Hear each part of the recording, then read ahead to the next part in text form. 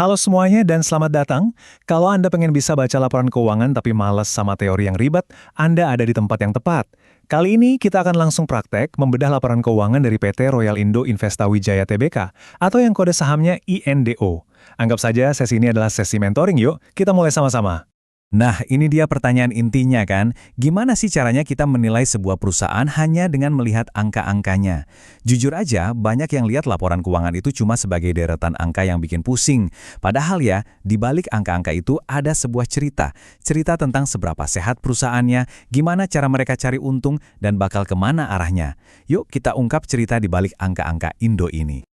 Oke, kita mulai dari yang paling dasar dulu. Sebelum kita dalamin angkanya, penting banget buat kita tahu sebenarnya bisnis apa sih yang kita beli kalau kita punya saham Indo. Ingat ya, setiap saham itu mewakili kepemilikan di sebuah bisnis yang nyata. Tepat sekali. Jangan sampai kita cuma terpaku sama kode sahamnya aja. Di balik nama Indo itu, ada kegiatan bisnis yang beneran jalan. Ada yang bangun konstruksi, ada yang ngurusin hotel, bahkan sampai ke pertanian. Ngerti apa yang kita miliki itu langkah pertama yang paling fundamental. Dan inilah lini bisnisnya. Jadi, lewat anak-anak usahanya kayak PT Cahaya Royal Indonesia dan PT Ratu Gula Asia, bisnis Indo ini ternyata macam-macam ya. Mulai dari hotel dan restoran, terus ada konstruksi dan properti, sampai yang unik nih. Mereka juga main di industri gula dan pertanian. Ini menunjukkan perusahaannya cukup terdiversifikasi. Oke, kita udah kenalan sama bisnisnya.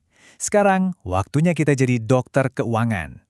Kita akan lakukan semacam general check-up buat perusahaan ini dengan melihat salah satu bagian terpenting, neraca keuangan. Gampangnya gini, anggap aja neraca keuangan itu kayak hasil ronsen perusahaan.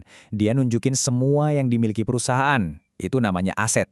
Dan dari mana sumber kekayaan itu? Apakah dari utang, yang kita sebut liabilitas, atau dari modal para pemilik, yaitu ekuitas. Rumus ini harus selalu seimbang, nggak bisa nggak. Coba kita lihat asetnya dulu. Total aset perusahaan ini tumbuh dari 1,04 triliun rupiah jadi 1,14 triliun rupiah hanya dalam setahun. Wah, ini sinyal positif pertama nih. Artinya, harta atau sumber daya yang bisa dipakai perusahaan buat cari untung di masa depan itu makin besar. Sekarang, kita intip sisi utangnya. Ya, memang ada kenaikan dari 3,8 miliar ke 7,3 miliar. Tapi eits, jangan panik dulu. Coba deh kita lihat skalanya. Dengan aset yang jumlahnya lebih dari 1 triliun rupiah, utang segini tuh kecil banget. Ini nunjukin kalau perusahaan ini nggak terlalu bergantung sama utang buat tumbuh. Nah, ini pertanda kesehatan finansial yang luar biasa. Dan ini dia hasilnya. Karena utangnya super kecil, hampir semua pertumbuhan aset tadi jadi milik kita, para pemegang saham. Kelihatan kan dari naiknya ekuitas, modal kita sebagai investor nambah hampir 100 miliar dalam setahun. Ini nilai real yang diciptakan perusahaan buat kita. Oh ya, utang kecil juga berarti beban bunganya ringan. Nah, ini nanti ngaruh banget ke laba bersih. Jadi, kesimpulan dari hasil rongken neraca keuangan ini jelas banget. Perusahaan ini sehat, fondasinya kuat, asetnya terus bertumbuh, dan utangnya sangat terkendali. Ini dia fondasi yang kita cari sebagai investor jangka panjang. Oke, jadi perusahaannya sehat, fondasinya kokoh, utangnya minim. Pertanyaan selanjutnya, bisa nggak perusahaan ini cetak duit? Nah, sekarang kita pindah dari ronsen ke tes lari di treadmill. Kita akan lihat laporan laba ruginya buat ngukur seberapa kencang mesin laba perusahaan ini berputar. Dan angkanya langsung menjawab. Laba bersihnya loncat dari 21 miliar di tahun 2024 jadi 29,3 miliar di tahun 2025. Ini bukan kenaikan yang biasa-biasa aja ya. Ini kenaikan laba yang signifikan banget dalam setahun. Nah, kalau divisualkan seperti ini, jadi makin jelas kan? Ini bukan cuma angka di atas kertas, tapi bener-bener sebuah tren yang kuat. Grafiknya jelas naik ke atas. Ini bukti kalau kemampuan perusahaan buat mencetak profit itu semakin efisien dari tahun ke tahun.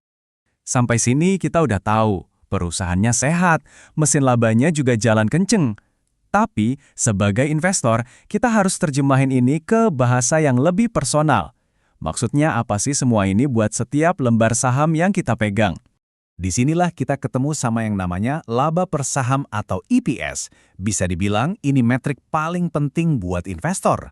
Gampangnya, ini adalah jatah laba bersih untuk setiap satu lembar saham yang Anda punya. Dihitung dari total laba bersih dibagi jumlah saham yang beredar. Untuk tahun 2025, setiap lembar saham Indo itu menghasilkan laba sebesar Rp6,51. Angkanya mungkin kelihatannya kecil ya, tapi ingat, seorang investor itu bisa punya jutaan lembar saham. Jadi yang lebih penting dari angka absolutnya itu adalah pertumbuhannya. Nah, ini dia poin krusialnya. Laba per sahamnya tumbuh dari 4,90 jadi 6,51. Ini bukti nyata kalau pertumbuhan laba perusahaan secara keseluruhan itu benar-benar nyampe ke kantong pemegang saham. Nilai yang diciptakan untuk setiap lembar saham yang kita miliki itu naik secara signifikan. Oke, kita sudah bedah bisnisnya, kita sudah periksa kesehatannya, dan kita sudah ukur performa mesin labanya. Sekarang, yuk kita rangkum semua temuan kita dan coba pikirkan, apa artinya semua ini buat Anda? Jadi, ini rangkuman singkatnya. Asetnya tumbuh kuat, utangnya sangat rendah, modal Anda sebagai pemilik saham meningkat, laba perusahaannya melonjak, dan yang paling penting, jatah laba per saham Anda juga ikut naik. Bisa dibilang semua lampu indikatornya lagi hijau. Analisis kita barusan ini ngasih kita fondasi data yang kuat. Kita udah lihat sendiri cerita positif di balik angka-angkanya.